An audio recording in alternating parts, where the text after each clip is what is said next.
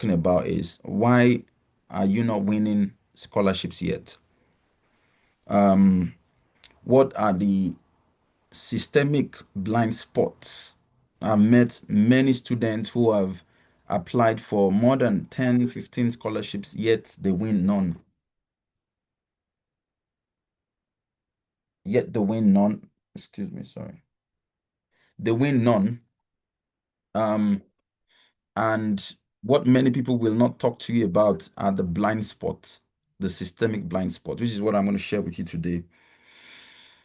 So I sit on, I'm not going to tell you the specific scholarship panels, but I sit on some scholarship panels, some of the scholarship panels that you're aware of, the scholarship um, organizations, either DAD, Commonwealth, um, Chevening, and all of that. Um, we don't look for brilliance, right? We're not so excited. There's no sensationalism about brilliance because everybody is brilliant. Yeah, brilliance is contextual. Brilliance is very subjective, right? In Africa, what we define as brilliance is different from Asia. It's different from the US because there are standards and they're different. You notice back then, some of you who maybe you've been through um, maybe a secondary school and you were in that secondary school you were first position, and you notice if you move to another secondary school you become 17th. You see that? So perhaps where your brilliance ends is where another person's brilliance starts. You see the dynamism in that. So we're not oftentimes excited or sensationed by brilliance. What panels look for is usually relevant. And the big question is, can we can we trust our funds with Sheon, which is my name? But then we break that question down into so many components. What are first and foremost, what does his background look like? So his background, and many of us miss out on this. We have always determined that our background must be only academically colored. No. And that was a mistake I made back then in the university days. We're looking not just for academic coloration, we look out for, or let me just say the panels look out for um, leadership, look out for um, some community development coloration. Have you been part of community development? Now, community development in this case is also contextual. Whatever advances the progress or the frontiers of community development, whatever it is defined as community development. So you've got to ask yourself, what have you done at that stage for you to be referred to as a community developer in this case? So most of us back in our university days, what we are academically strong, most of us, but we miss four things, which I'm going to talk about from the top of my head. These were the things that I missed out in my CV. Number one is policy fit. Policy fit. I remember back then, um, you know, this was the four things that came to mind then. Policy fit, number one. And the question there was, can my research, right? Because I was trying to apply for a scholarship, a PhD scholarship. So the big question was, can my research idea serve the founder's agenda. So you must be considerate or considering actively what the founder also wants. You must also you must leave the box, the selfish box where we are always thinking, only thinking about ourselves, as to what we only just need. I just need the fund. I'm poor. My father lives in a village. I never wore four shoes. I only had two shoes. My village is far away from the university. Those are very boring narratives today. The big question is there a nexus between my research leanings, my research yearnings, and the founder's agenda? If you are unable to provide that nexus, then there's going to be a big problem, because life is always about compromise. We meet at a certain bridge. What are you bringing to the table? What is so unique? So you've got to have a USP for your research ideas or your personal statement. If you are an undergraduate student applying for masters, what is your USP? What is your unique selling point? It has to be very tangible. And the mistake many of us make is that we are very generic in our definition, in our wiring of how we define our unique selling point. It has to be specific. It has to be wow. It has to be profound. It has to be trendy, topical, which is what I'm going to talk about in the subsequent uh, conversations we're going to have. So, policy fit, right? That's one. Two is that while we are academically fit, many of us we we have excluded a lot about what I call geopolitical intelligence. Geopolitical intelligence. Wow, you say, wow, what does that mean? How is that relevant to this conversation? I can tell you categorically and unequivocally that this is very significant. So the question you're asking here is, or that I'll ask you is, are you so aware? Are you so much aware of the donor countries' soft power interests? What are their power interests? What exactly are they keen about? This nation, what are they? Have you made investigations into their agenda for rolling out that scholarship? What are they intending to do actually?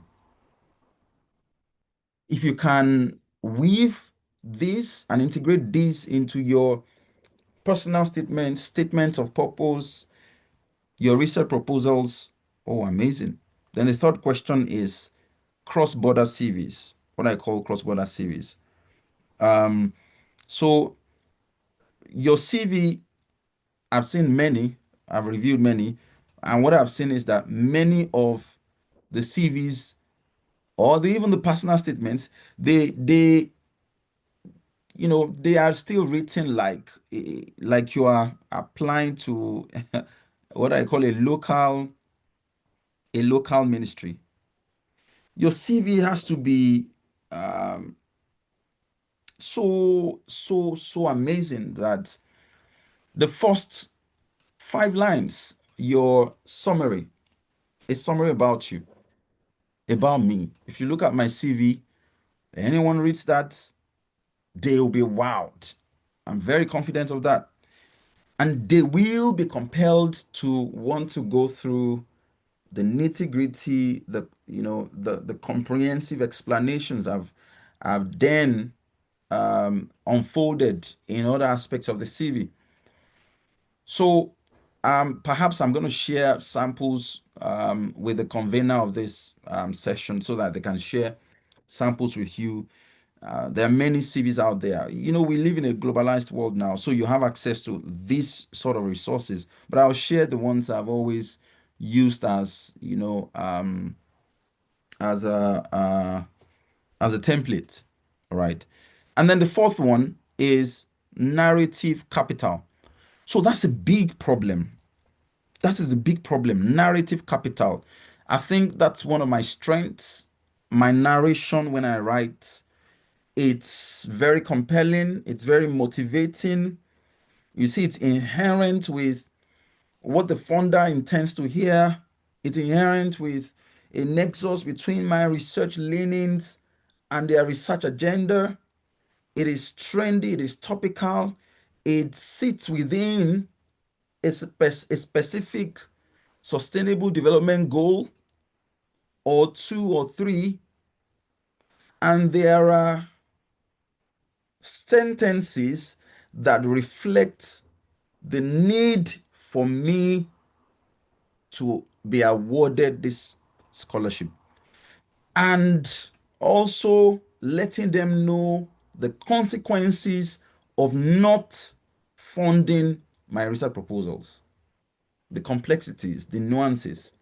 I reflect that. So many of the research proposals I've seen, many of the um, statements of purpose, personal statements that I've seen, they many I've told this mentees that you are always telling your story like it's a pity party. We all have very many pitiful stories, I put it that way. You are on a purpose quest, and so you must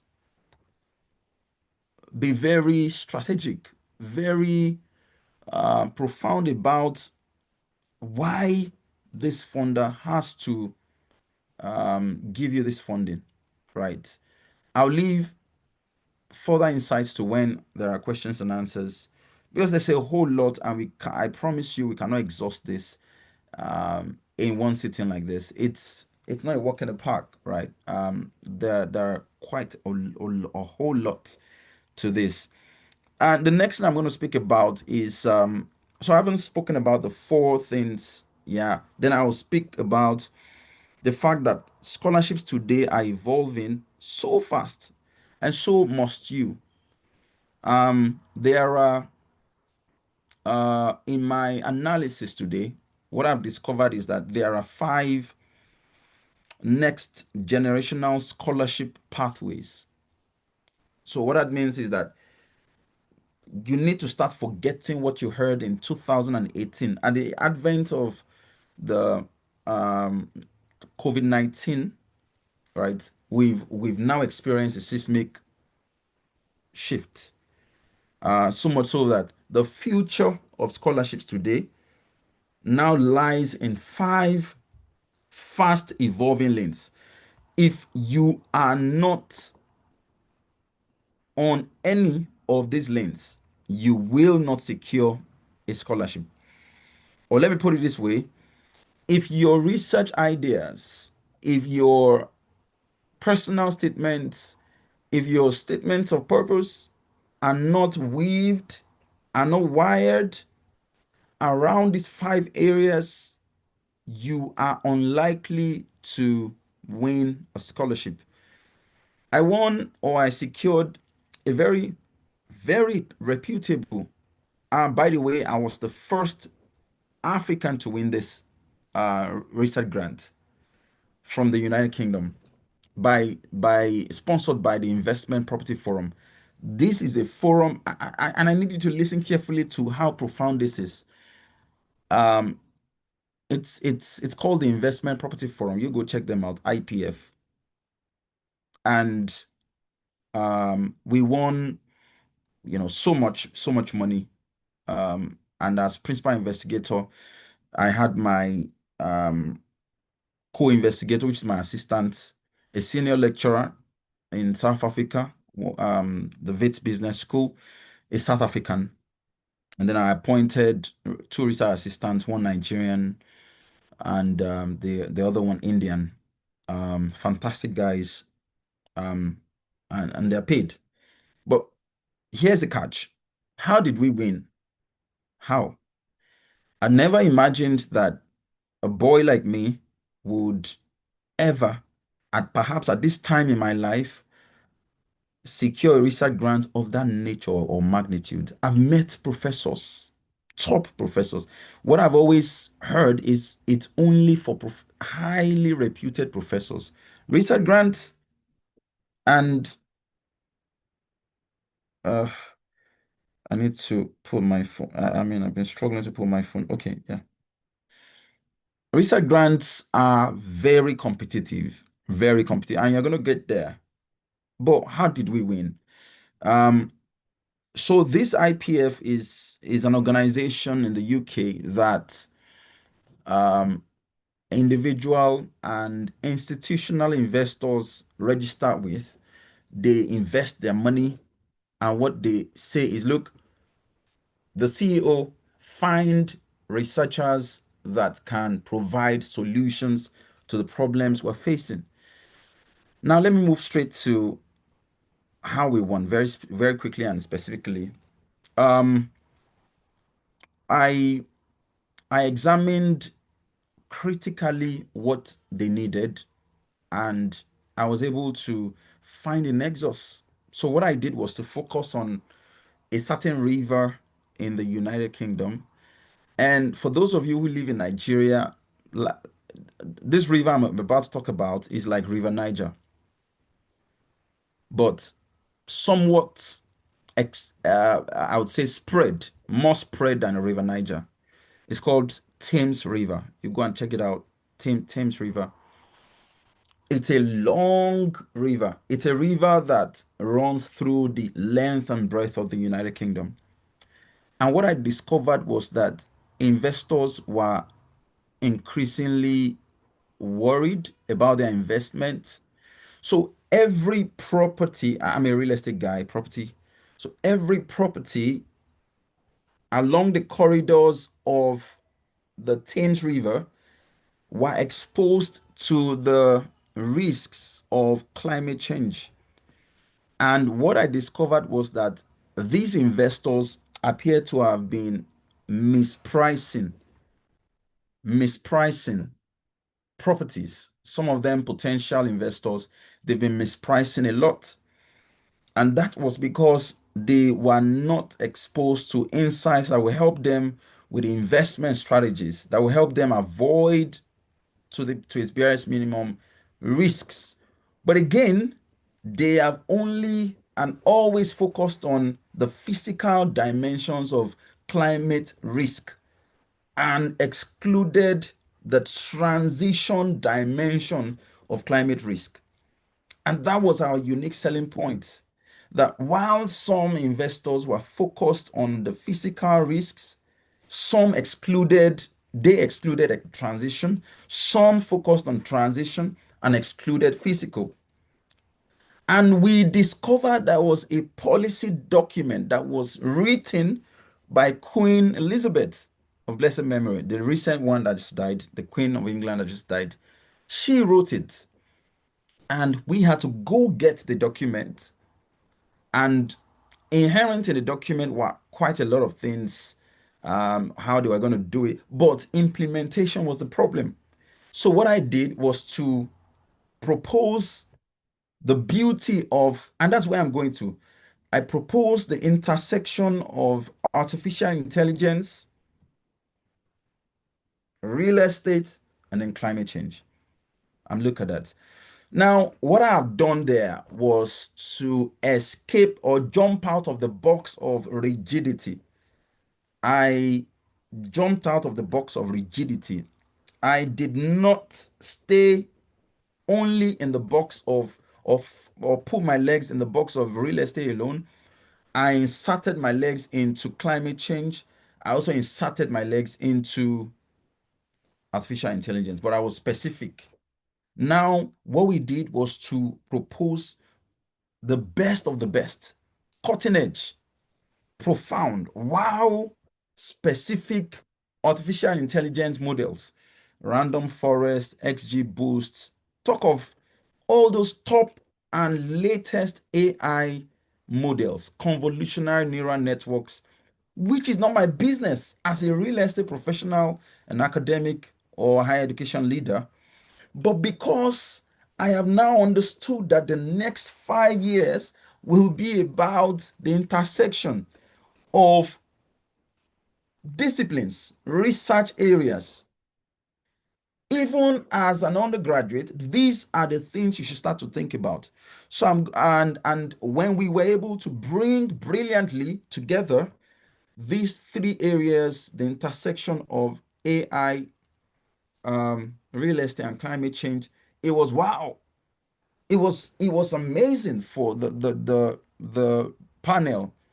And within 1 month, we won the research grant. It was wow, it was mind-blowing. And to the glory of God, within 6 months, we have completed this research grant. Many professors who have heard about this research, they've always written to me, how did you complete this in 6 months? Despite the fact that you're head of department, so much teaching workload and things like that. I'm still going to go back to all of that. I've built capacity over the years, resilience, but I've also been able to understand insights about the next 5 years. And so it was so easy for me to secure that grant and to also complete the grant. By the grace of God, we have five papers out of that project.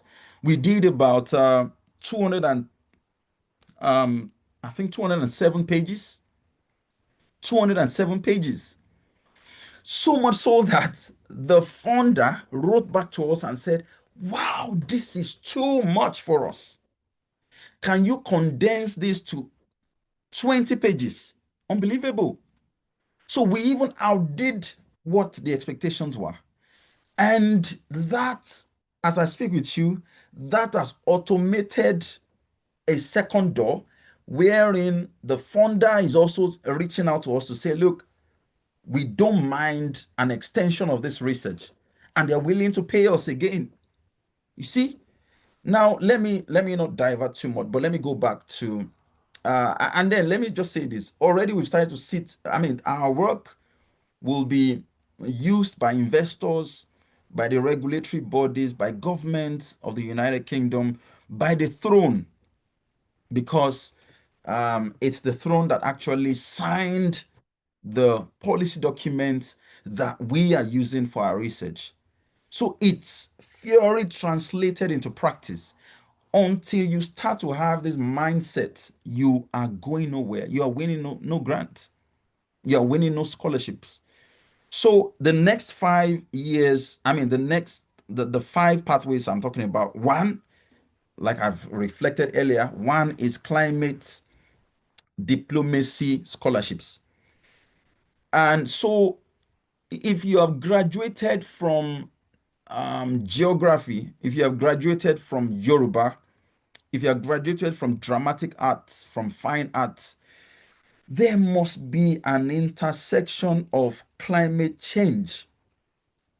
There must be an ability to wire climate change around the fact that you graduated with a Yoruba degree. And it's very possible. You will be amazed at the beauty and at the coloration that comes out when there's an intersection, when there's a match, when there's a marriage among all the themes I'm going to talk about and the background you're coming from. So never dispute the fact that there are possibilities where you can integrate and wire around your research ideas or your personal statements. The five things I'm going to share with you. So I've shared with you the first one: climate diplomacy scholarships. In here, there are scholarships that are driven by ESG, net zero, carbon neutral, sustainability, the SDGs. These are funded by the DAD, usually funded by Horizon Europe, funded by I mean the DAD Green Talent. In some cases, you find DFD, In some cases, you find MasterCard, right? Check these things out. That's number one. Number two, if you are not wiring around your research proposals or your whatever ideas you have, if you're not wiring around it, digital, what I call number two, digital governance and AI ethics, then you will not win any scholarship. So, what I'm saying in essence is find a way to, if you are requested to write a research proposal, you must find a way to integrate any of these five things I've talked about and wire them around your ideas. And trust me, these scholarships are targeted towards the global South thinkers. And you have UNESCO, you have Ford Foundation, you have Mozilla. They are funding scholarships towards these areas, right? That's why I talked about power interest earlier. You must understand these things. Then, I mean, today AI has done so much for us. But have some of you seen on Instagram? Um, I don't know if you have seen on Instagram. Um, uh, what's that thing? Where a woman is singing. There's a song being played, and then she jumps into a car. Those AI mismatch videos. I don't know if some of you have seen those short videos, right, you've seen them. Very comical, very funny videos that you see. I don't know if some of you have seen that video where a pastor was deemed to say something like, if you have never seen Aki and Popo um, acting kung fu in a movie, that you are going to get opportunities, you know. And the video editor added a video where Aki and Popo were fighting Kung Fu. Would you believe that the first instance, I believed the video? I believed the video until there was subsequent insight on Instagram where people started saying this is actually AI. The church of the pastor had actually come out to say, we never said anything of this nature. Now look at that. Look at the danger. As much as AI has helped us to be managerially responsible, it has also brought in fears because now you don't know which videos are real. And so that has brought in an opportunity called AI ethics. Do you see that now? So if you are not thinking around AI ethics, then you are left behind. You are left behind.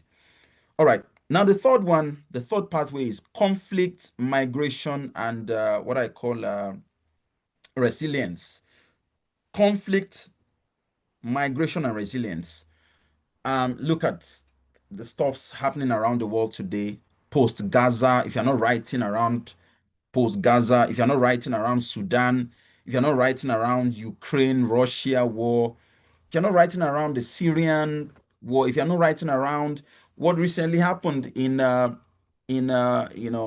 this West African nations where there was a coup. You see, if you're not writing around that, because funders today are looking, they want minds on peace, food security. They want mindsets, brilliant creative mindset on education under threat. So what we are saying in essence is you are not necessarily focusing on the wars, but on the impact. What relationships can we deduct or deduce from these events on certain things? Education. How has education been impacted by these wars? Regionally, nationally, locally? What impact does it have on microeconomic factors? What does it have on macroeconomic factors? You need to think brilliantly. All right. And that's the third one. The fourth one, because of time, is that um, we need to start to decolonize academics, the academia. We need to start to do that. So we have what we call the decolonial academia and Southern Knowledge Funding. Now, these are schemes, these are organizations, these are fellowships that fund, or rather, I would say they're looking for African researchers to lead, you know, not necessarily follow. We want to contextualize academics. We want to, like in Nigeria, we have what we call the Land Use Act. Have we localized it? Have we, there are some policies in Africa that are deemed to have been written, coded by the Europeans.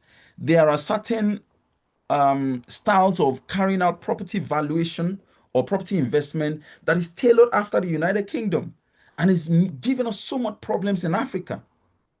How can we contextualize? Because today, structure must follow context. You must first understand the localization, the uniqueness of a people, of a region, of a space, before you bring in the integration of structure. Can you, as a researcher, help the funders with this problem? Can you help them? Because it ultimately helps stakeholders, including investors, regulators, and government. You see that? Then the fifth one is faith. And many of us are running away from that. Faith, impact, blended funding. Some of us are Muslims. My supervisor, PhD advisor back then, a Christian, but he did his PhD around Sharia. How does how do Sharia laws in Singapore and Malaysia affect real estate investment trusts, otherwise known as property stocks? And this work has taken him around the world. It won him numerous scholarships, grants, awards. Listen carefully to this. We all need that one door to open. And that was what happened to me because I introduced a cutting edge idea that opened a door, and that door opened me to further doors. Because once you step into that door, the next thing you're going to see is numerous doors. And that's how these things work. And so my people marvel at the number. I've won 21 research scholarships, grants, um, travel grants, and in the last 7, 8 years, I've never used. I mean, in the last 8, 9 years, I've never used my money to pay for flights, for conferences. Never, never at all. The first conference that I ever paid for, that was in I think 2014, 15. I think I I sorry, give me a second.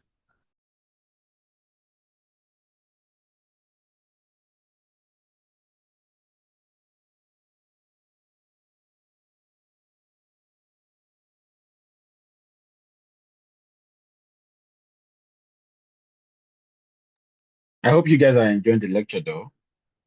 It's a great one. I don't want to keep you guys waiting. That's why I have to jump in to say hi to you guys. And I hope you guys are, jot one or two things because right now I have a lot of points in my jotter here. I hope you guys are doing the same thing.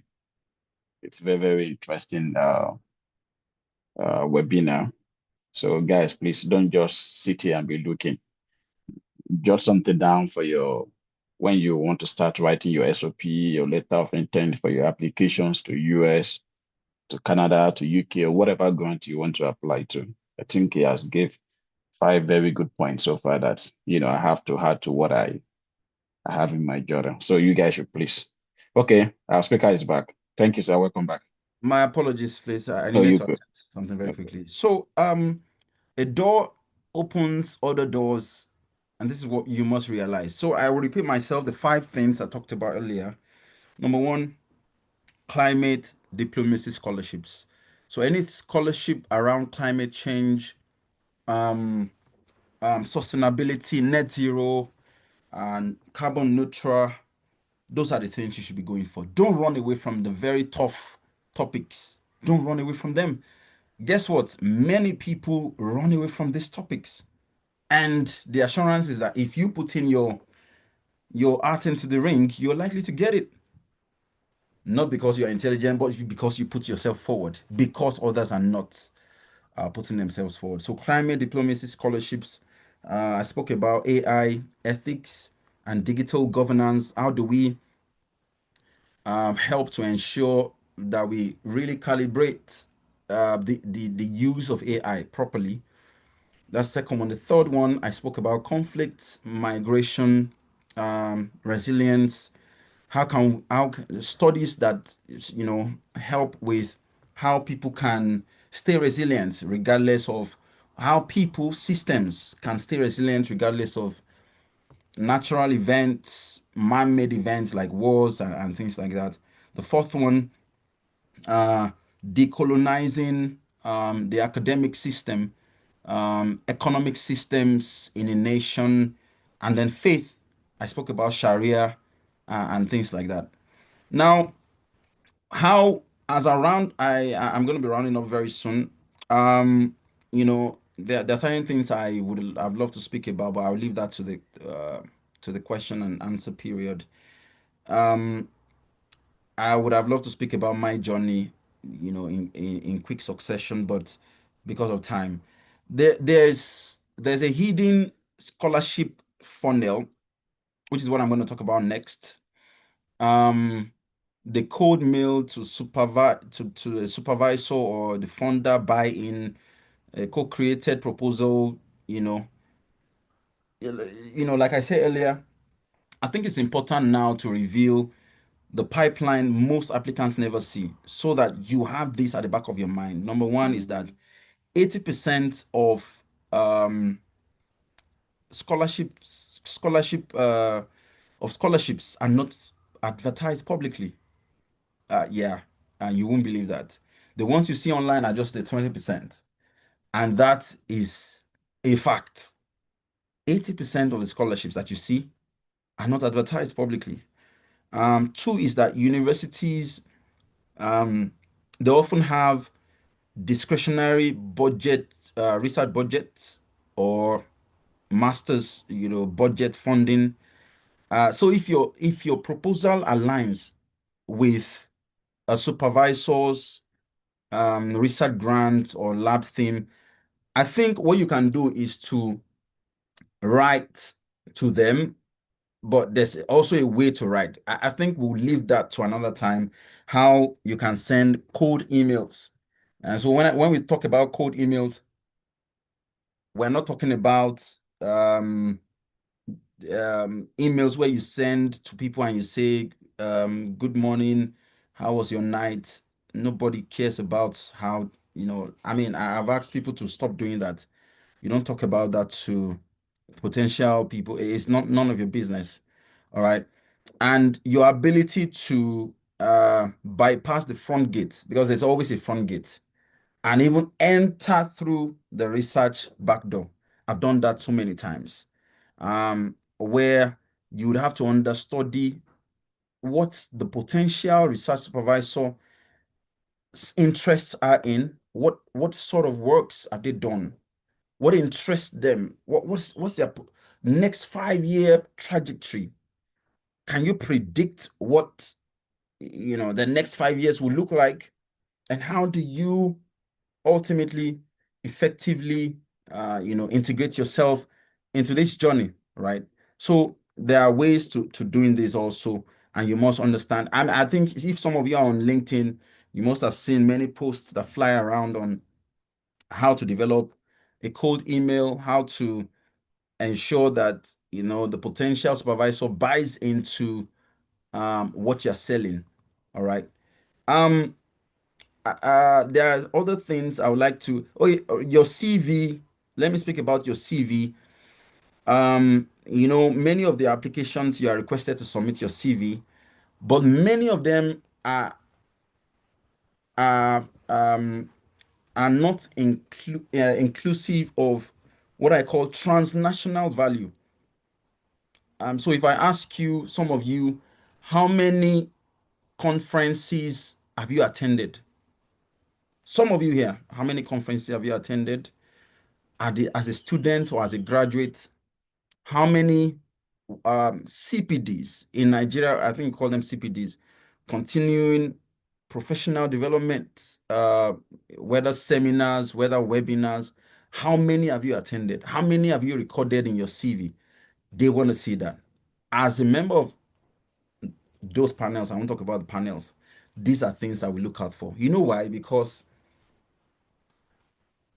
if there's a fund that we have advertised and we have said we only need first class students, I want to tell you that about 500 first class students will apply across the world, or 1,000. Now, how do we shortlist? They are all first class students. So, what do we look out for? We look out for what I call the desirable qualities, the extras. What extras did you do as a student or as a graduate? Have you also earned, listen carefully to this, have you earned problem solving skills today? How many of you have? I'm currently mentoring, I've had to pay for some of my mentees who are now learning Stata. Stata is like an advanced SPSS. How many of you have such skills? These are the skills that are desirable to the funding committee, to the potential supervisor. As I advertised on LinkedIn, I think in January, that I needed two research assistants. I think I received maybe about 120 applications, and then I was just scanning and scanning, and it was very tough for me to pick because everyone was excellent. But I had to look out for those who had published with those skills. Did you see that? So as you're thinking, like I said earlier, you're also trying to think what the potential supervisor is thinking, not just your thoughts, right? So you must also be thinking, what is Sheon thinking at his own end? It means that I'm a research assistant. All the research assistants would have applied. There's a possibility that we have the same skills, but what stands me out as a research assistant, I beg your pardon, or an applicant? What stands me out? So, what is the transnational value that you've got? I appointed an Indian. I've never met her. She's married. Um, what stood her out? It was basically because she was the first author in about 10 publications that she has done. And she was actually the one conceptualizing the idea and also um, running the analysis. I was moved. And guess, I mean, I think your guess is right now. How did we complete our research grant in 6 months? I was able to effectively lead her and the other assistant do this. We had meetings every Mondays and every Saturdays. Every Mondays and every Saturday, 2 hours. What have you done? And there was a Google Drive where they would submit assignments, upload this by this date, by this time, and they were submit, and they were also acknowledged that their names will be on the papers and things like that. So the question again is, how many conferences have you attended? How many conference papers have you submitted for presentation? At the conference, you don't have to submit a full paper. You can call it a working paper. These were things I did that got me desirable, that got my name in rooms. All right, that's one. Two, how many of you have volunteered in an organization? How many of you? You see, volunteering is one of the most untapped pathways towards scholarships. Yeah, my journey to Germany started with volunteering. Yeah, the fact that I have never paid for a flight and I've been to Zambia, Kenya, South Africa, Germany, the US, the United Kingdom, and of course, Nigeria, and many other places. And I've never used my money to pay for flights. It all started with volunteering. These flights, by the way, are conferences, are maybe research exchanges, are places where I have to go and speak. And it all started with volunteering. Volunteering. And you see, like I said, you just need that door to usher you into several doors. Because at that conference, the conference is a door that you have opened. You get into the conference and you sit or speak with people that will simply just write you a letter. Guess what? It was at the 2015 conference that my journey to Germany started. No, 2018 conference in Abeokuta, as a volunteer, that my journey start, or a volunteer to help them with conference facilitation and then to present paper. That was where my journey started to Germany later in 2019, November 2019, before COVID happened in Germany. And there's one of the requirements for DAAD. You need a letter of invitation. And guess what? To convince a German professor may take you about 6 months to write you a letter of invitation. German professors are one of the most intelligent professors, maybe after the Americans and then the Chinese. Of course, the African professors are very, very, very brilliant. But I'm talking about this part of the world, right? The Europeans. And a 15-minute conversation standing with a German professor got me a letter of invitation. A 15-minute conversation.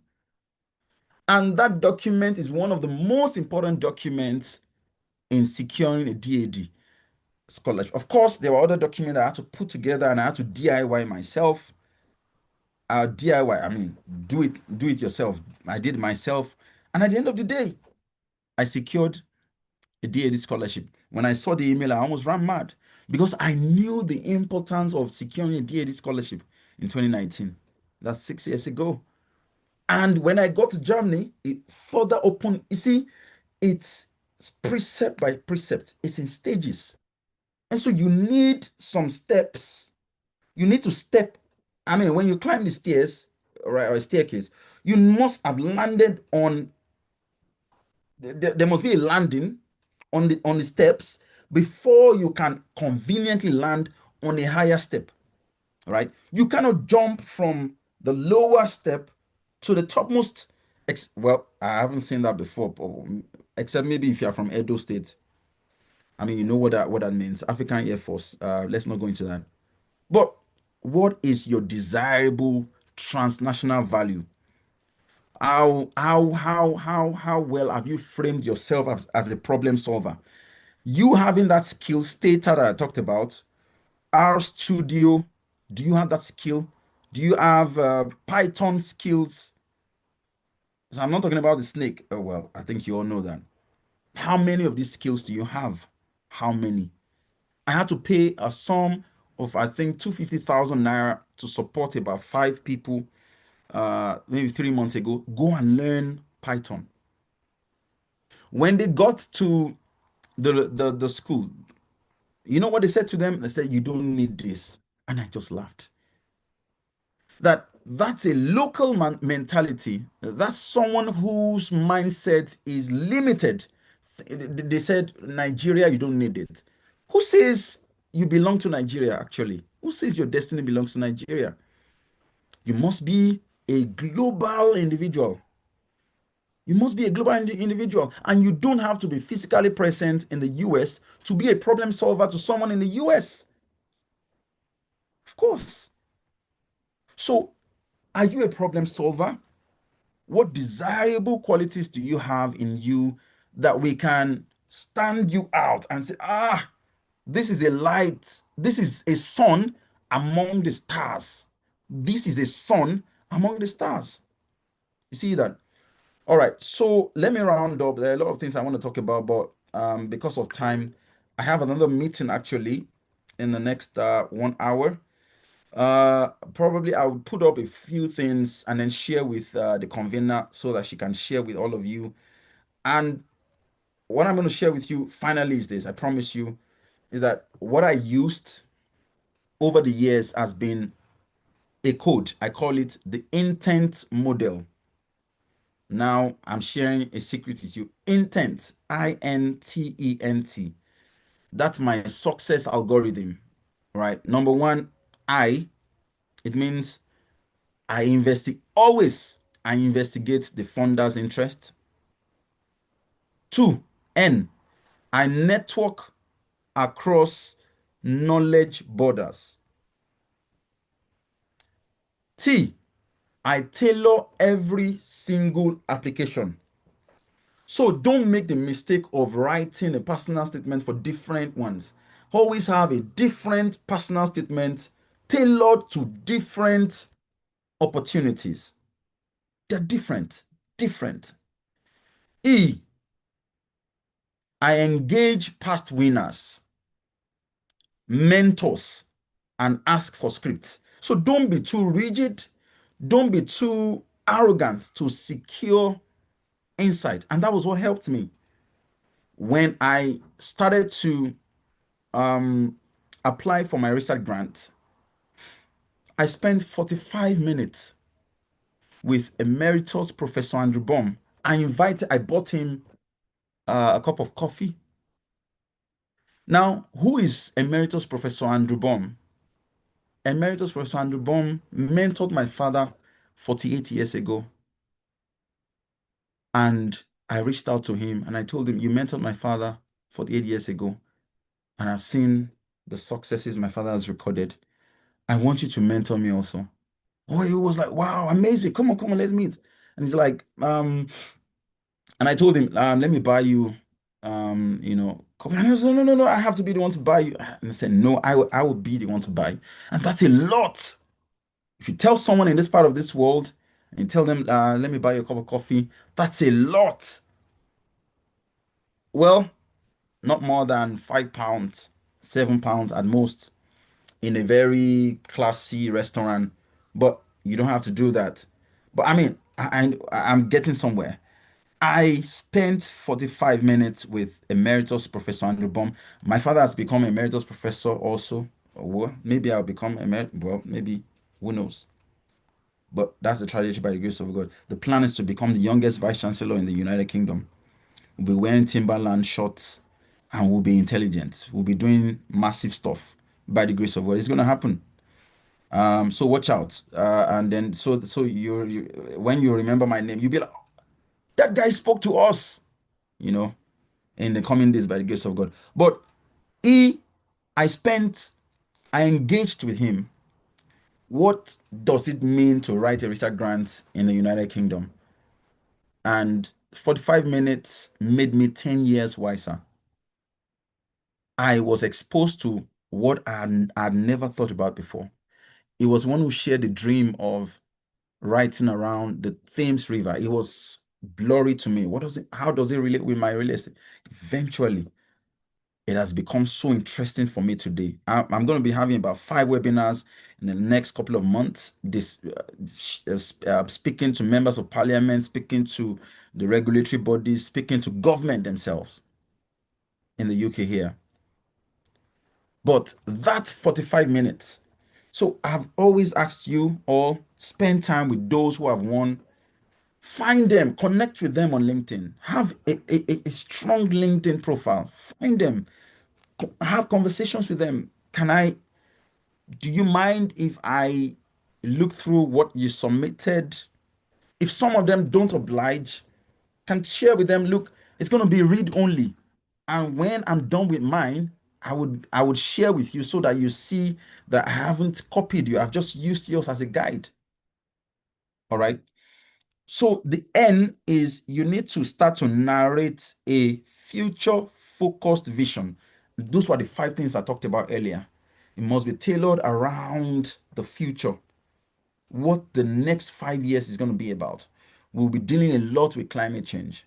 We're dealing in the UK now. We've had summer, like this summer has been summering. It's been excessively hot, and people are just like, "Ah, what's going on?" But you forget that this is climate change. In Saudi Arabia, they've never had snow, but they experienced snow recently. And many weather anomalies are happening around the world that are begging for answers to questions being raised. These are the areas that you must start to think about. AI ethics. There's what we call the digital twin technology. Go and check it. Bring out digital twin technology in your research proposal. You are likely to get a scholarship. Very likely. Very likely. And then the last one, intent, T, is you must start to track progress using a funding board, right? So there's a funding board that you must design for yourself.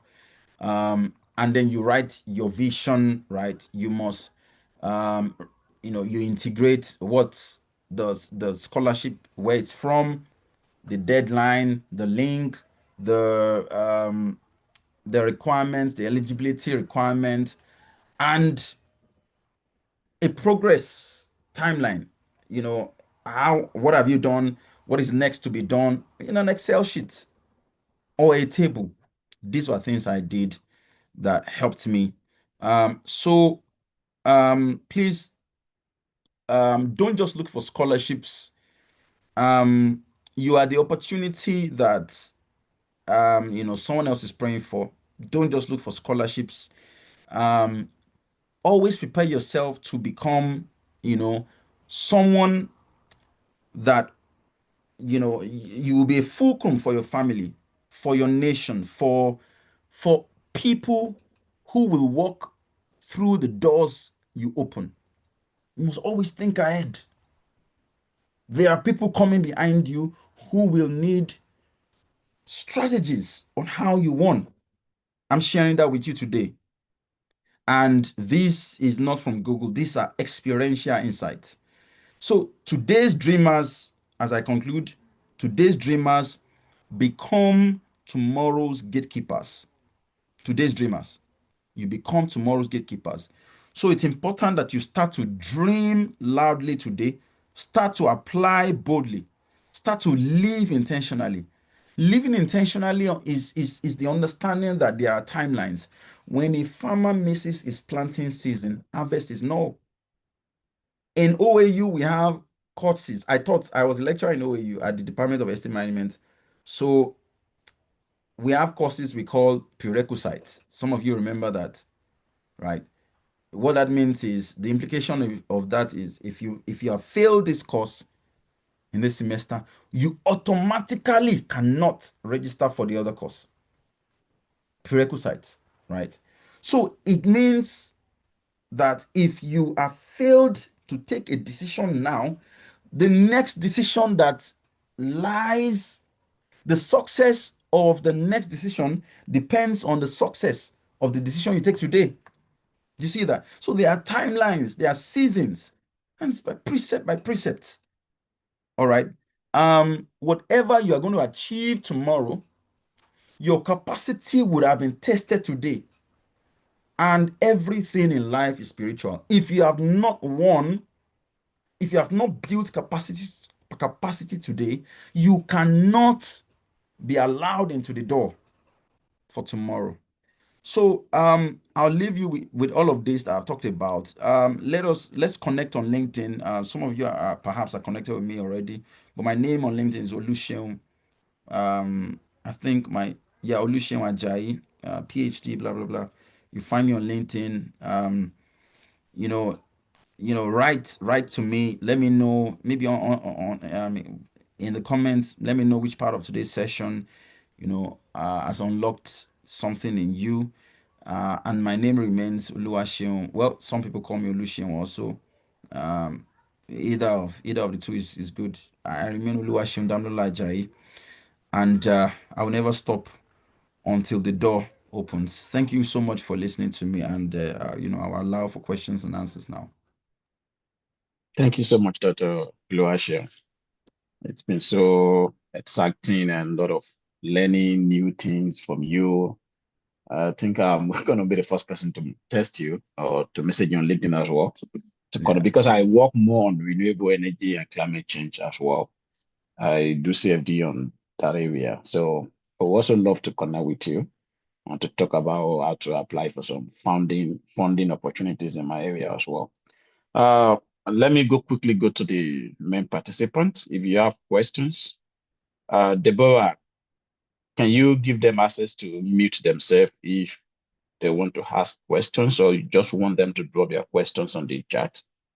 But before that, someone already asked a question on the group that I will read out. He said, can you use your final year project as your research work for applying for scholarships? Like maybe their final year project to apply for scholarship. That is the first question. Okay, yeah, thank you. So yeah, absolutely. Yes, you can use your final year project. I mean, because you cannot take something from nothing, right? That is something in itself, but it is how you've now, tailored it to the expectations of the funder. So you must have, and the generation today, we are no longer readers. We don't read, but I understand. I understand that it's a gamified, it's a TikTokified generation. What this generation does is a generation is a scrolling generation. Scrolling, we just scroll, right? If it's not interesting, bye bye to it. But these are very significant parts of your life. This is a journey that you must undertake. And so, number one, take your time to read the expectations of the funder. If you don't have good understanding of what the funder is asking for, reach out. If you reach out to me and I don't have the time, reach out to people like what's his name? Um why is his name? Babajide Macaulay. Babajide Macaulay Milton. You can check him out on LinkedIn. Reach out to these people. There are some names I wanted to mention, but forgotten now. But you reach out to people, past scholarship winners. What are they trying to talk about here? All right. I'm not saying that you should overflog the use of ChatGPT, but ChatGPT is also there to help you understand. So don't go and copy and paste from ChatGPT, because we have decided to also run applications through GPT detectors. All right. And we can easily detect that you have just put this into a machine that has written for you. So avoid that by all means, but you can use it to structure your thoughts. You can use it to break down nuances, complexities, very difficult expectations, right? So to answer your question properly is yes, you can use that because it's something, but frame it, because sometimes they may not require that you submit the entire project, but that maybe as a research proposal. So you can frame it to be wired with any of the topical areas I talked about. I spoke about 5 things, if you remember: AI, ethics, climate change, faith, and so on and so forth. So it's all about framing properly. It's all about tailoring properly, right? Thank you so much, sir. If you have questions, do you have access to mute yourself or to unmute yourself now so you can ask your question? Can you guys do that, or you can just drop it on the chat?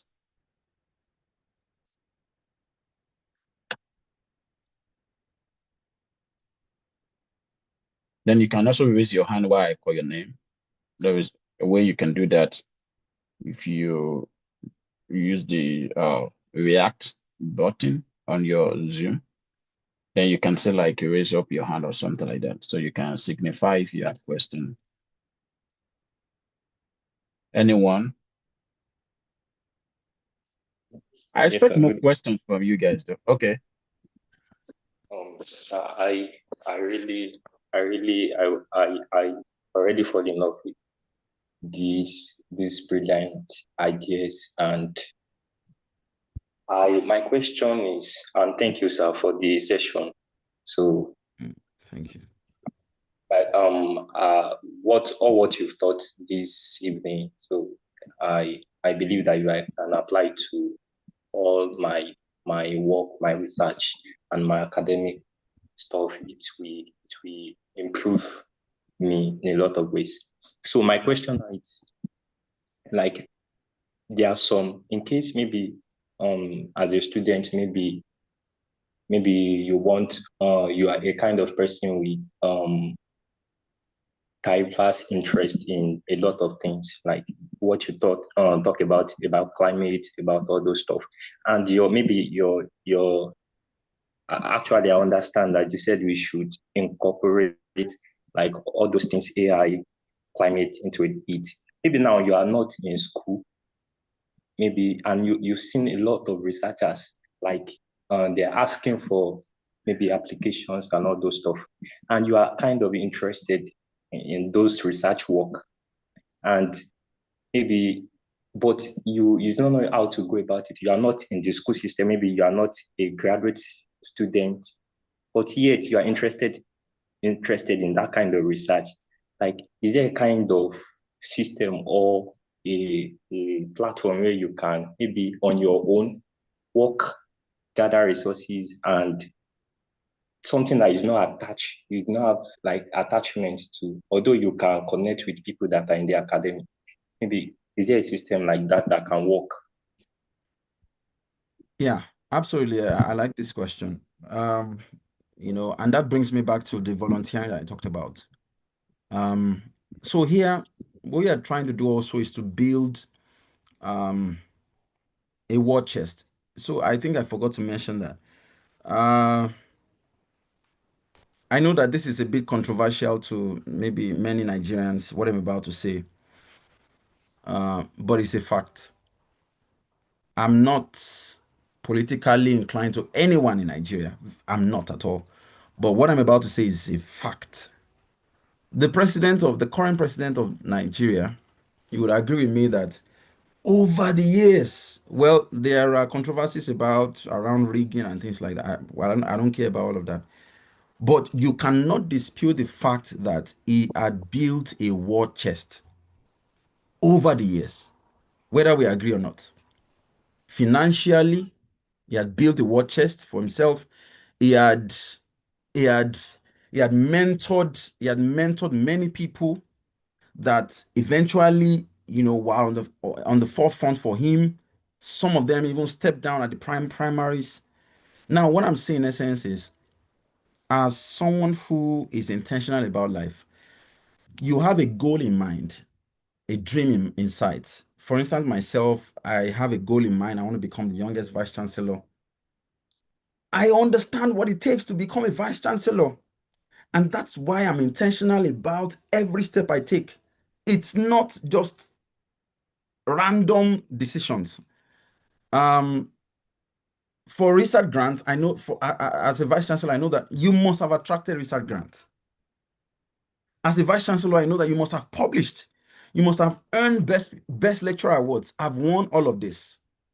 I've gotten all these awards, right? And I'm doing more. Right now, I speak with you this year, I've written 7 manuscripts waiting to be submitted as journal papers, right? Now, what you are doing in this case is you are trying to build a war chest for yourself so that when you get to the door and they are asking you, what do you have?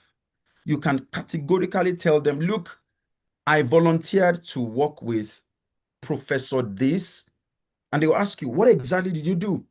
And you tell them, I reached out to them to say, look, I can help them with ordinarily putting together references. It's work. It's work. And your name will be put on that paper, whether as a third, fourth, or fifth author. You see that? So you must take that bold step. Go for it. That's my advice. Go for it. Whoever the advertising body is, whether the university or the academic staff or the research institution, write to them. Introduce yourself. I am keen to assist. I'm able to assist. What sort of responsibilities are you looking for?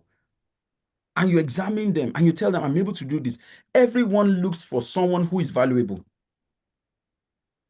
Everyone looks for someone who's, if someone reaches out to me and says, oh, Prof, I see that on LinkedIn, you have quite a lot you are doing, blah, blah, I can help you do this. Oh, and I'll be like, okay, tell me exactly what you can do. Tell me in specific terms. And you'll be like, oh, I've done this before. I think I can help you do. And once I see value in it, why not? Someone reached out to me just randomly. I can help you. I can help to remind you of your meetings because I'm forgetting meetings these days. That I have meetings here and there because I have so many things I'm doing. Head of department, the research grant, writing papers, teaching, mentoring, doing so many things, family, many things. So someone says, look, I'm able to and she's doing it effectively and I'm paying her. She's in Nigeria. People are always looking for people of value. So take that bold step and go for it, right? That's my advice for you. Okay. There is a question here from Oyechi Elizabeth. She said, I did animal science first and second degree, but I want to course into digital marketing. What is your advice? And please, how can I go about it? My goal is to create viable markets to agro produce using digital marketing so that farmers don't labor for middlemen to profit more than them. Sorry, you help me again with the question.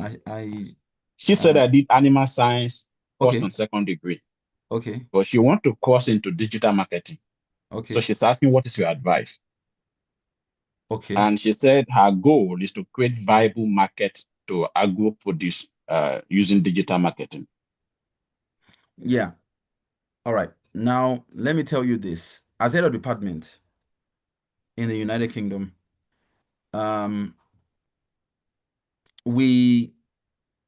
of the requirements for those who want to come into real estate is just have any first degree. The dynamics of many universities are changing as I speak with you. So much so that what we need is just have a university, a good university education. Come in for your master's, and we are going to train you like we're training babies. All right. But if you are faced with a university that is very stringent on the fact that, look, for an MSc, wait, she had what? Was it first and second degree in animal science? Okay, so first and second degree. So that means a master's. Yeah. All right. So I'm presupposing that it's a PhD in digital marketing. I'm suspecting. I don't know. Maybe she want to further with another master's in digital marketing, or I don't. Okay. She didn't actually state that. All right. So just apply, please. Apply. Like I said to you, and that's the narrative of many of the universities today. At least in my university, many of the faculties, if you look at their requirements, it just says, look, have a good first and second degree in any area, and then you come in. Today, we've now started to see the intersection of many of these disciplines, right? I have someone very close to me who did medicine in her first degree. She graduated in 2013, and she's been able to build artificial intelligence into public health in her PhD today. Artificial intelligence into public health. You may say, wow, medicine, public health, AI, but there's an intersection today. You may be shocked to find that even with your animal science and digital marketing, there's an beautiful intersection there. You just need to sit down and think deeply. What ties these disciplines together? When you're able to find that unique attribute, oh, it's boom. Is there a problem in the world of animal science in Nigeria or Ghana? And are there digital marketing tools? I mean, novel digital marketing tools that can bring about, efficiency in the world of animal science. Do you see that? In fact, in digital marketing, we've started to see AI, artificial intelligence. At least as head of department in real estate, my dean has invited me on a Sunday morning to go and teach a class on digital marketing on Monday next day. I had to have a meeting because the lecturer was sick. I had to step in for that. That's not my area. But look at that. I was able to teach a 3-hour class on digital marketing and innovation. A real estate guy teaching teaching digital marketing and innovation. Right? And what I saw there was not just the use of computers and things like that, or mere softwares, but artificial intelligence. So if it's a topic that you're going to come up with as a PhD, my advice for you to go for a PhD direct, and you come up with a topic, there's a way you can flip, because digital marketing is wide. That's a thing.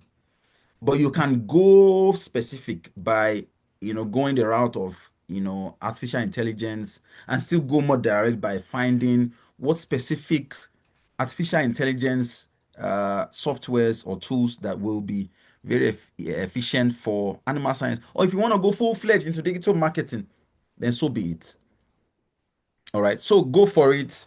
But also there's a beauty of the intersection of digital marketing and the world of animal science. You'll be shocked. Just like I did for my PhD, one of my papers was on real estate, and then I brought in accounting models to solving real estate issues. And guess what? That paper won Best Paper Award. It was a problem of, we called it the financial sheet manipulation. We discovered that real estate managers were toiling with the financial sheets so that their accounting books can look good to the investors. Right? We now discovered that it's actually some accounting models that can solve this problem, so that once the investors see this, they can easily see if these managers, real estate managers, have told or have manipulated the numbers in the books. Right? That's an intersection of real estate and accounting, and it won Best Paper Award. So not just a certificate, it won a financial award in 2022. All right. So it's really about how you have brilliantly, intelligently, brought about the marriage and nexus of these two areas. All right. Yeah, thank you, sir. I think she's actually going for another master's based on the Masters. comments here. Yeah. Yeah, Then which is all good, yeah. Onyechi. Yeah. Another one from Tim Bright here. He said, I think he's here, right? Good day, sir. I really appreciate you for the knowledge you share with us. I'm Timothy Olusegun Akinola by name. I'm a 2011 student of the Department of Urban and Regional Planning, OAU Ile-Ife. Please, how can we navigate around research as an undergraduate student, sir? How can we become a good researcher as an undergraduate? Amazing. I like that. I like people who are very, proactive. And please, the world we live in today, they reward proactive people. Proactive people. Opportunities never come to stay, they come to pass. They never come to stay, they come to pass. So it's like a train that is on the go, right? You must, as it's slowing down, you must jump on it and move with it. Now, to become a good researcher as an undergraduate is first and foremost for you to, your dissertation is there, right? You must have a good topic. And that good topic, like I said, must be weaved around those 5 things I talked about earlier: AI ethics, climate change, faith. In fact, gender diversity is one. Gender diversity is part of it. You must think about around these areas. Those are the issues around here. I also talked about security, peace. You see a lot of scholarships today are coming to advertise, on this. Let me put on the chat. You can find a lot of opportunities here. I've put it there. Jobs.ac.uk, particularly if you're keen about coming to the UK. For PhD and for masters, you'll find quite a lot of opportunities there. Advertise topics over there. All right. Now, the first is to, like I said earlier, weave your ideas. So don't settle for topics that are very basic, that are stop doing topics around factors influencing something. Those are very basic topics, and that can jeopardize your chances in the future. Topics that are around climate change, be very bold about it. You don't have to talk about issues in Lagos if you are in OAU.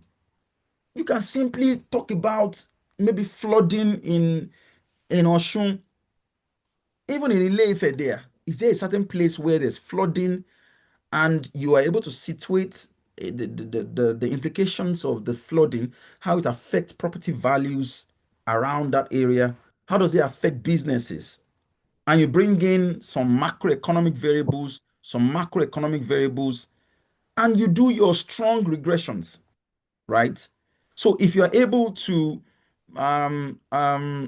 do all of this, and usually I give these 3 questions to individuals who have asked questions of this nature. Number 1 question is the what. To be a good researcher, you must ask the what question. What is the issue? If you can tell us what the issue is in specific terms, then fantastic. And the issue has to be weaved around those 5 things. The next question is the why. Why is this issue so important? Why is it important now? Why do I need to carry out research on this issue? That's how your research will be much respected. Why is this issue important now? Why do I have to study on the impact or the implications of the Russia-Ukraine war? Excuse me. What are the implications for education under threat? What are the implications for immigrants? All right. What are the implications for the regional interest? You see all of that. So why is this important? You are now indirectly talking about the need for the study, the justification of the study, the motivation of the study. Who are going to benefit from a study of this nature? Then the third question, which is the last question, is usually the how. How do we then solve this problem? You have known the what. What is the problem? You have known why is this problem important. But now the question, the final one, which is the most important, is the why. How? How do I then solve this problem?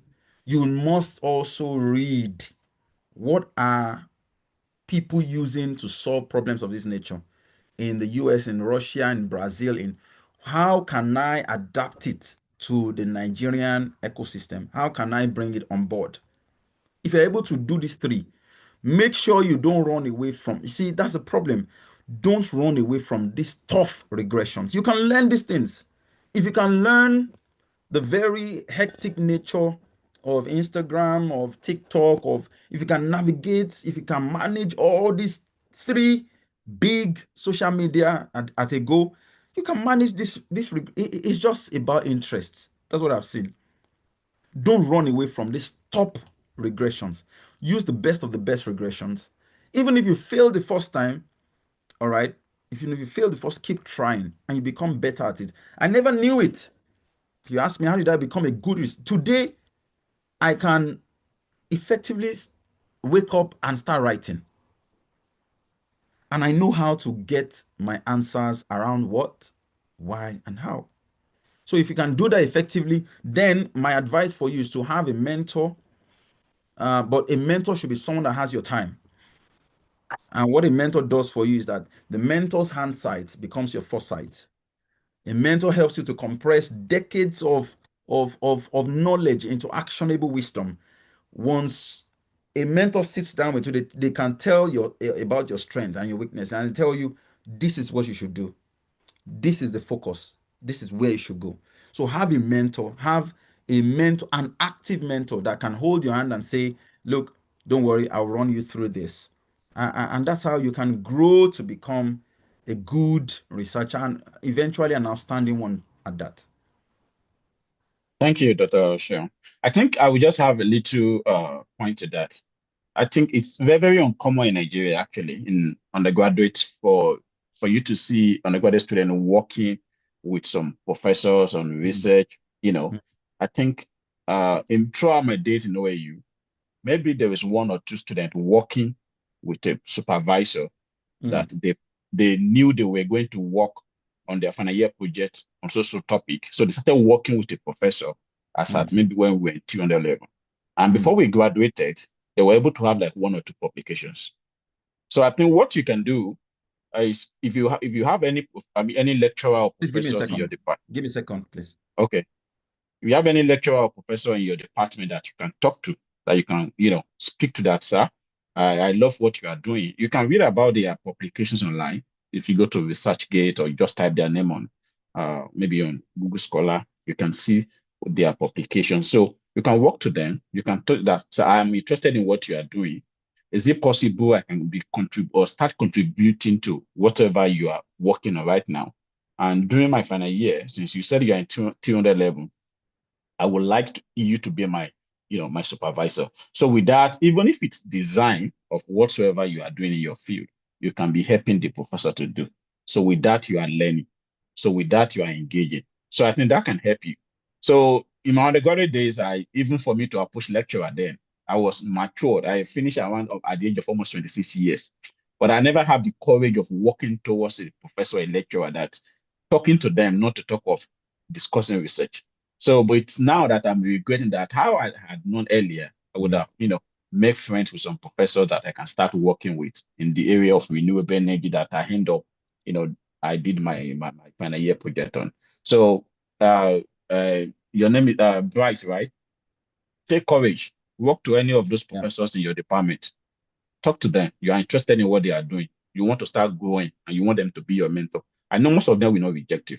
So that's my piece of advice. Yeah. I think to the last question here is from Benga. He says, it's nice having you here, sir. I'm a graduate of architecture from OAU and interested in graduate studies. I've not really come across funding opportunities in my discipline in the UK. Do you have any leads, sir? I think that's a question. Okay. He said, just follow you on LinkedIn. All right. That's not part of the question. Yeah, fantastic. So yeah, well done. I think that's from Professor Ilesami, Professor, is it Jayoba, Professor Jayoba, and all of them.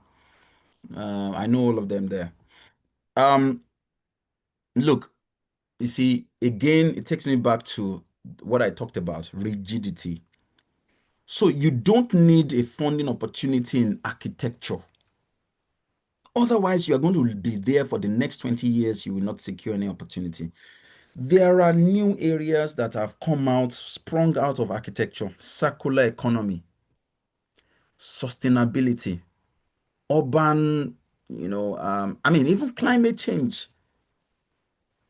Now, look, most of the funding headlines or the scholarships, they are called PhD in circular economy, right? Apply for it. It is then you that will bring in a topic around architecture, but you will still frame it around circular economy. So your mind has to be exposed that there is, see, outside the walls of Nigeria, there's a lot that many of you are yet to know about. You'll be shocked.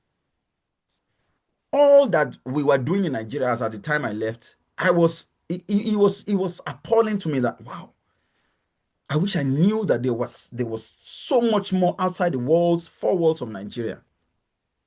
Today, I regret that I had not been writing in the area of sustainability or green building. Green building started when I was in Nigeria, but it was just a funny area. Meanwhile, in this part of the world, it had been ongoing. If I had done a lot of writing in sustainability, in climate change, I would have published a lot.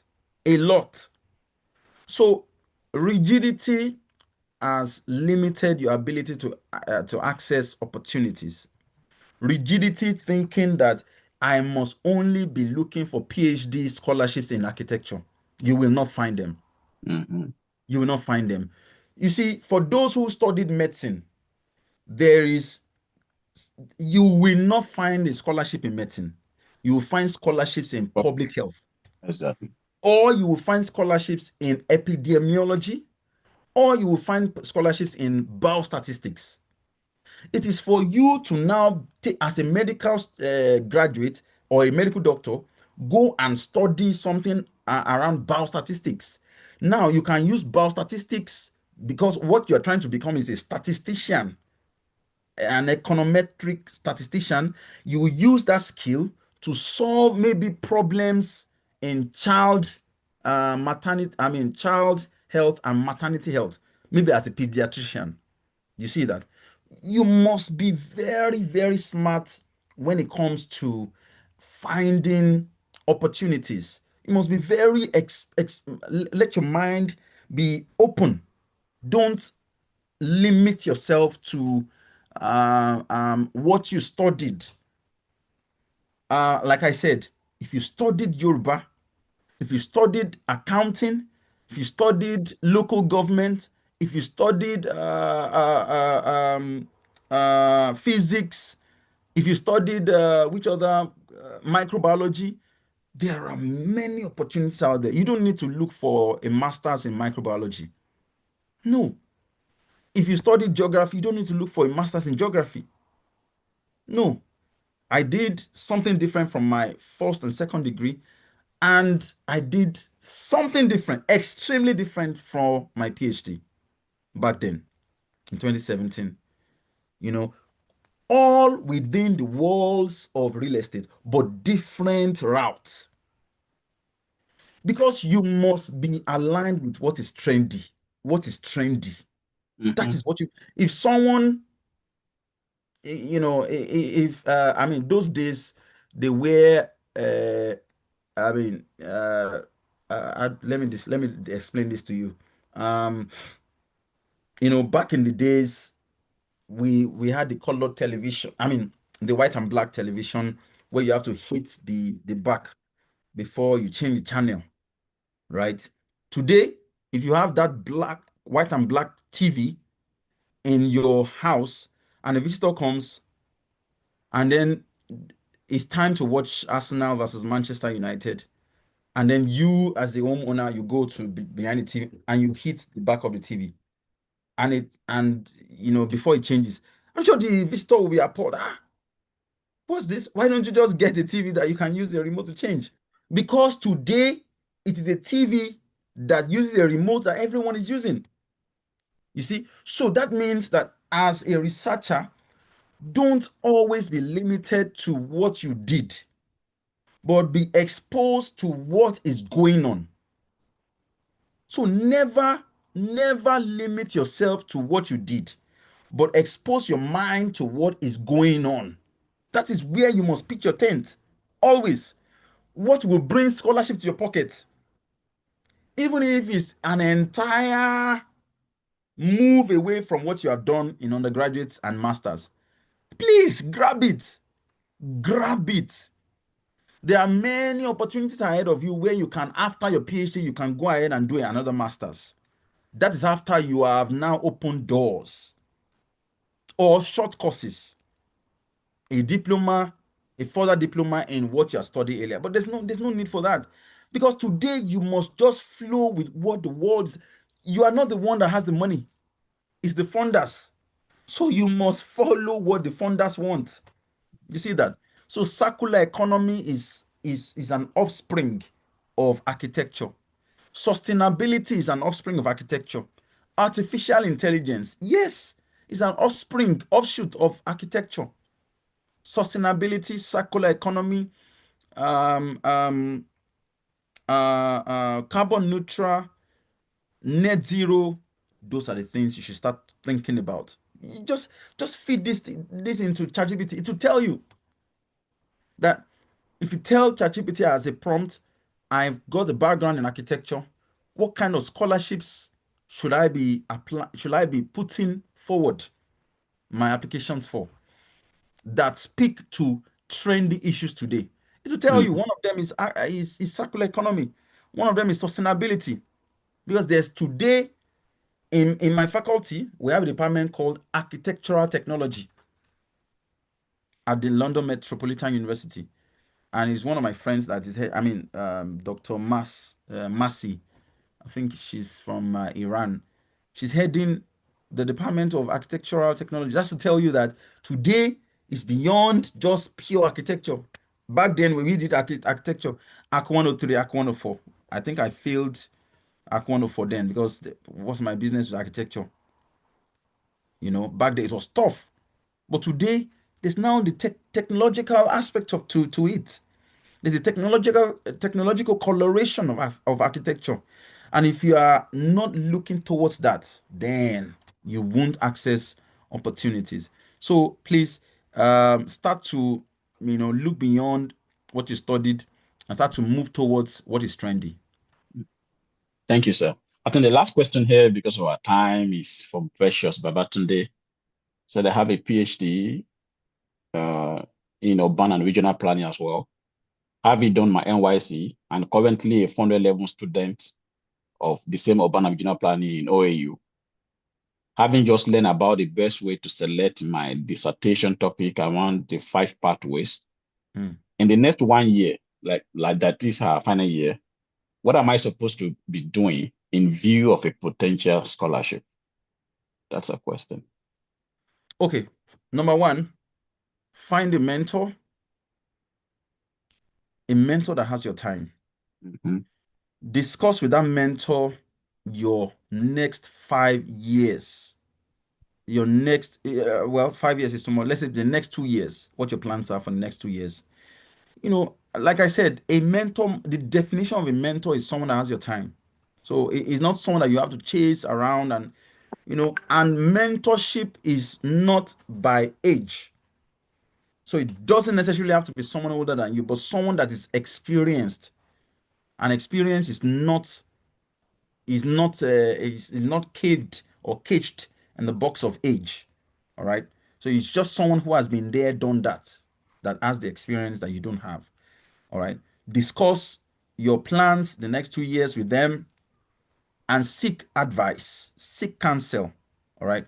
Then 2 is that take on leadership responsibilities. I don't want to say positions.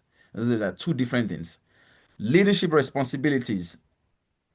The funders are often driven towards those who are volunteered for leadership responsibilities because that is community development. You have significantly contributed to advancing the frontiers of a cause.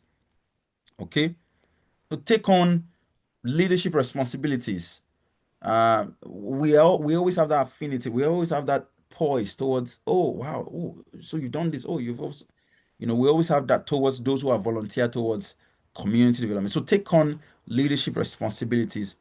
The third one is, I want to play with you. If you can,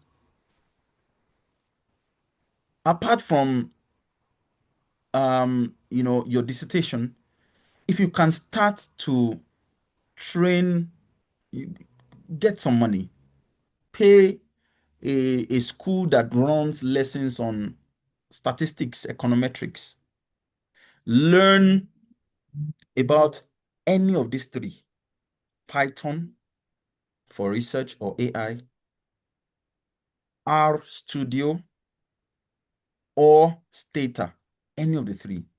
If you have any of those skills, you are an asset.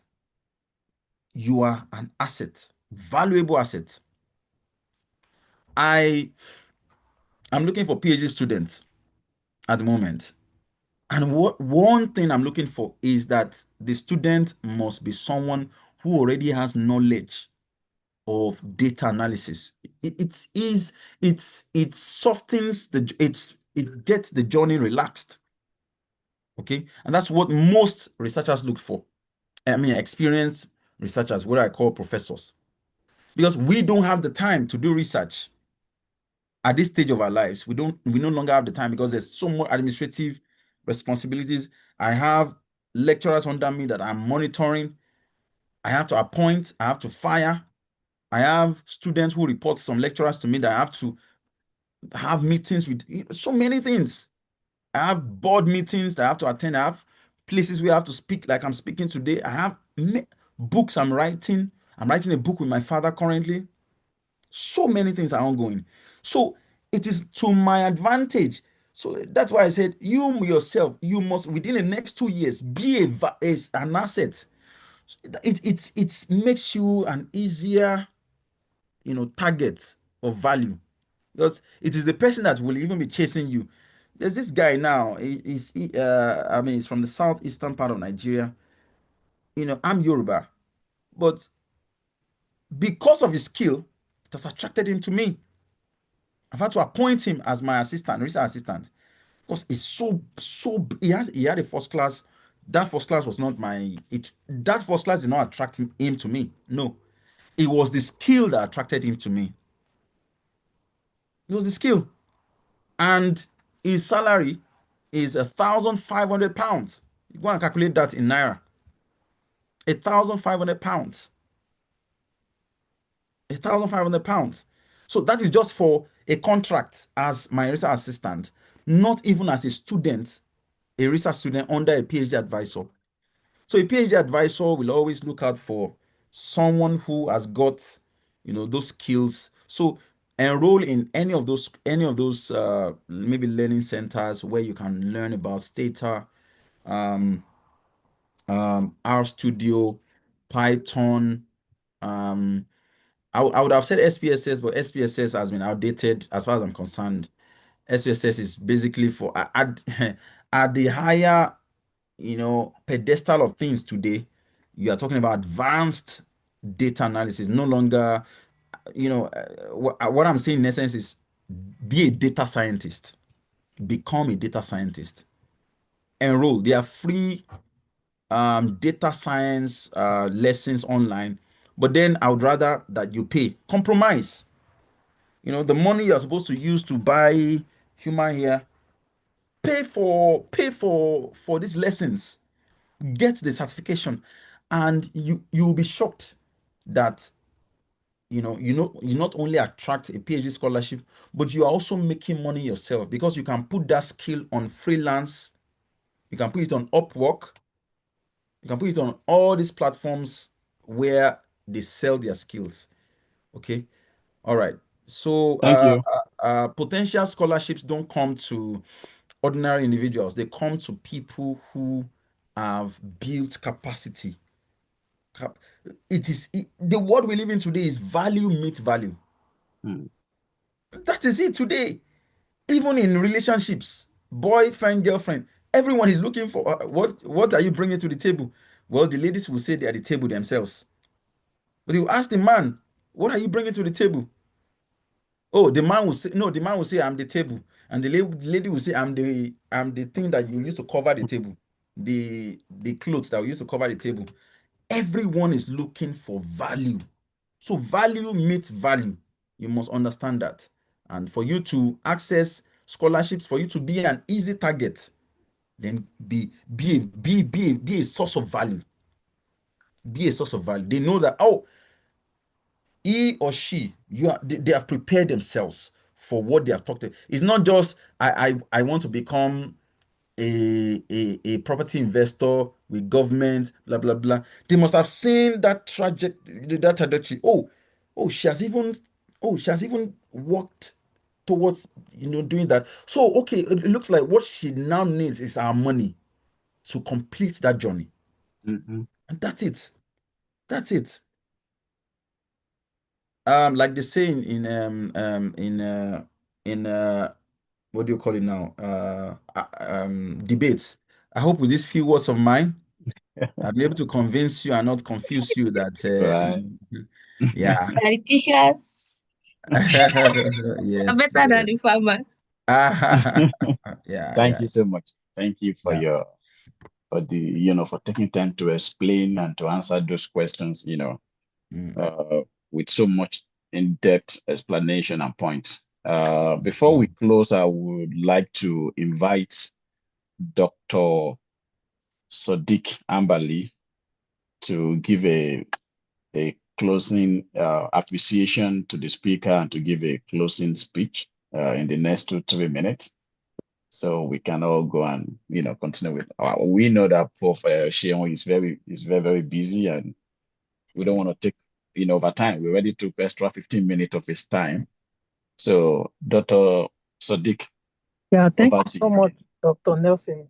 Professor Sheon, thank you so much. It's been like 5 years. I remember the time I was trying to get admission, sending you emails, helping me for reviews.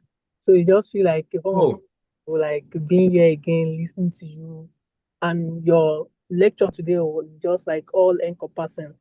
It's No, thank you. it entails everybody at every stage of the application process, both the individuals staying in school, the individual that even has this PhD, try to get funding. Thank you so much. May God continue to strengthen and reward you. And I would just like advise everybody, including myself, that Professor Sheon is someone like we can try to emulate all around. He's a great scholar, the records speak. He's a great family man. He has a very lovely wife with his lovely children. He's a great son. He speaks so graciously of his dad, who is also a professor. Like, so he's someone like we can try to emulate all. And thank you so much. We really appreciate your time.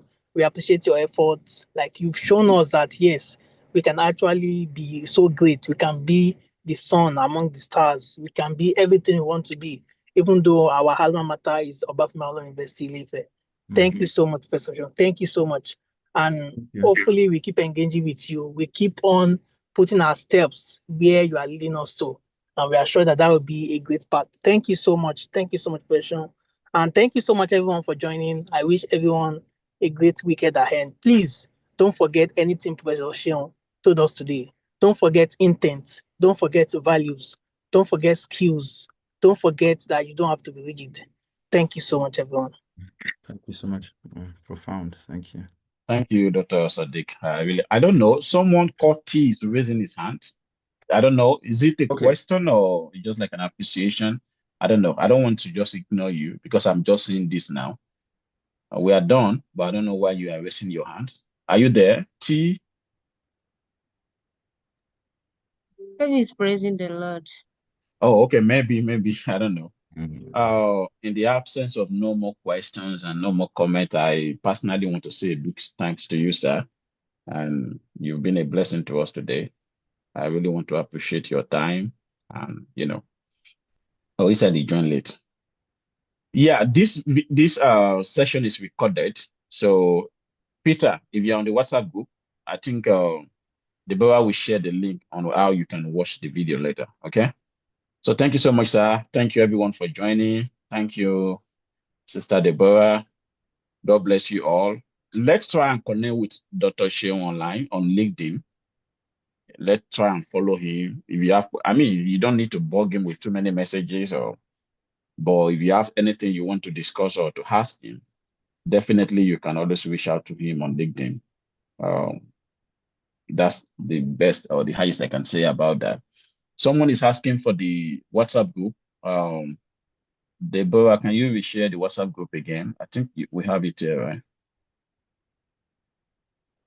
I think it's in the chat. If you can, let me copy and okay. Oh, this is for the Zoom. YouTube. Okay. Sorry, Dr. Shyam. I'm just trying to answer some questions on the chat. Okay, I think I've shared it. I sent the WhatsApp link, sir. Okay. Yeah, thank you so much, everyone. Thank you, Deborah. Next time we'll be having this meeting. I wish we have more people. And personally, I might invite you for a program as well soon, but we'll work on that personally to know how your time works. Okay. I'm talking to Professor Shio now. Yeah. No problem. I also have like a WhatsApp platform where I have about almost 4,000 to 5,000 people on those platforms. Wow. Yeah, it's actually about how to, mentor different people on how to apply for applications. It's not only about OAU, it's like a general platform. So hopefully soon. It's a busy time for me because I'm working on my thesis and I've not really been active on social media or the scholarship of a thing like I used to 2-3 years ago. But hopefully I will chat you up on LinkedIn, sir. Thank you so much for your time. No problem. I look forward. I have my DAD session coming up next weekend. Oh, okay. About it, but I'll share it on LinkedIn. I'll share Okay, with yeah. Deborah Yeah, also. I can also share with people on my platform as well. Yeah. And then I'm currently on leave till maybe not on leave. I'm just on holiday till the end of September. So anyone who reaches out here, I'm able to. I mean, just reach out through Deborah. If you're listening to me, if you have further questions, then we can. Okay. Yeah. Okay. That's good, sir. Thank you so much. Thank you. All right. Thank you, everyone. Have a wonderful night rest. Thank you. I wish you all good luck in your application processes. All right, sir. Thank you. Thank you, everybody.